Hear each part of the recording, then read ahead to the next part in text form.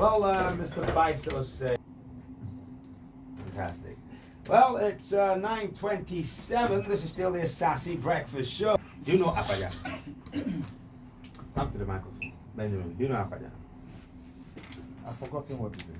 Oh, you see, you should look at the man, then you know Apaja. And to my Ututun, and I am to on, Yafra, you tutu.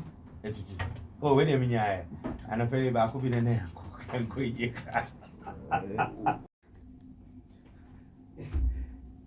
It's moments like this that I need prayers. Nanaya, please pray for me to be able to conduct the next conversation properly.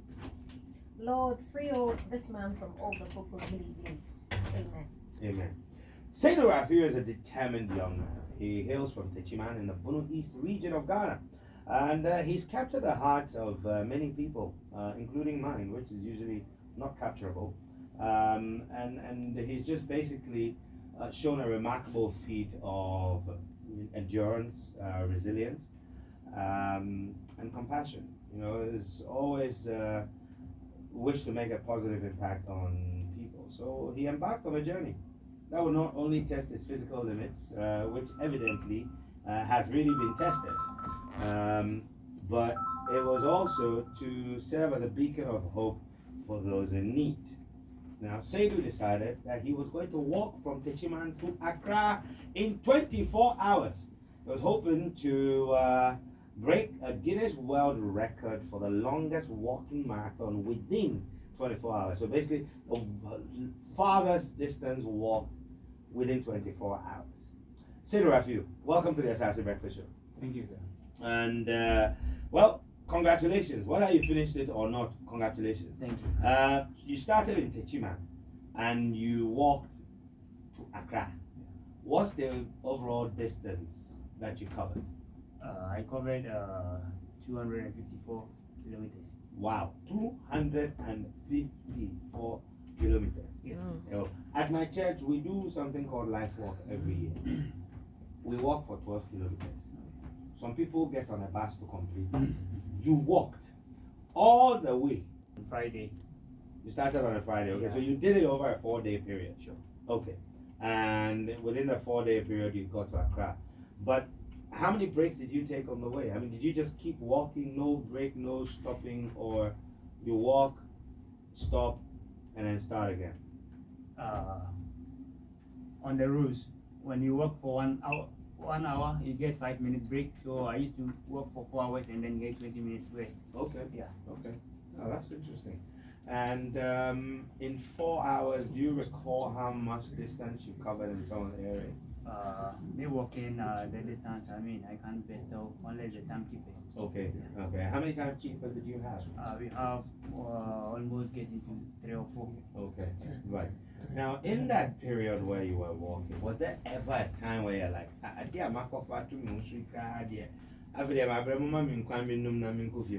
Oh no, it's a determination. I determined, so I have to do it without having a negative mind to stop. Yeah. And this is, I mean, we all walk. Most of us do. We walk short distances, or we go for leisure walks.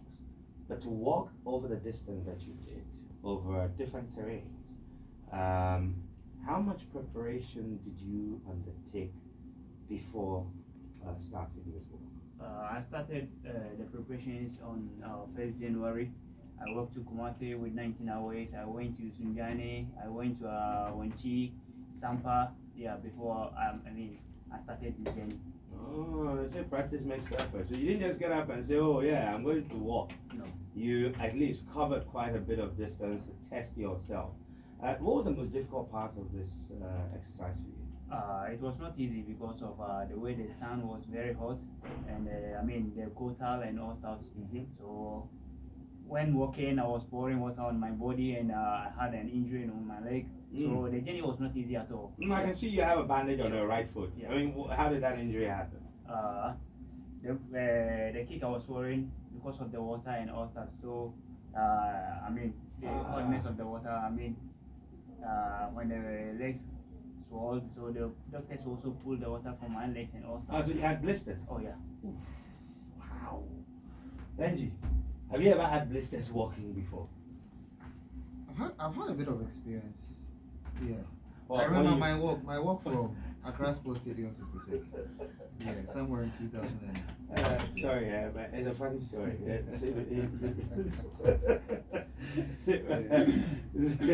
So, which is your first name? Is it Rafiu or Seidu? Rafiu. Rafiu. Okay, Yeah. so Rafiu, it's a very funny story. If I don't tell you, you wonder why I found it funny. Don't tell See, it now. Don't tell it. This young man, he's learned from it. But we'll tell you the story before you leave. But more importantly, was your overall desire simply to break a Guinness World Record, or there was something else you were hoping that this achievement of yours would inspire? I have so many things in mind. That's the reason I did this. One was what happened in 2020 election in Dread. So I was, to do this. One is because of the Guinness World Record, and secondly is to, promote peace during 2024 election. Yeah. Oh wow. That's a very commendable cause to follow. And we need peace, don't we? We certainly do. And you know, kind of things that are public spirited efforts like this that aren't to do with political platforms but emphasizing peace are very important. So yeah, congratulations. Thank you. And I recall what happened. I mean, the story he talks about, Techiman South, that constituency had, unfortunately, about 8 deaths from that particular election, as was recorded somewhere. To say I missed the school bus would mean that I was intended to be the school bus. Oh, so this was a self-finance Exactly. travel. Endeavor. And somewhere along the line, you got discarding in a. You know yogurt. Oh, okay. You see, Now, so that's interesting. because it was interco time, almost everybody was moving from the Tema station because you see, the stadium is not. So this is what happened. We finished the interco and then we walked back to Tema station. Okay. To go and find a car.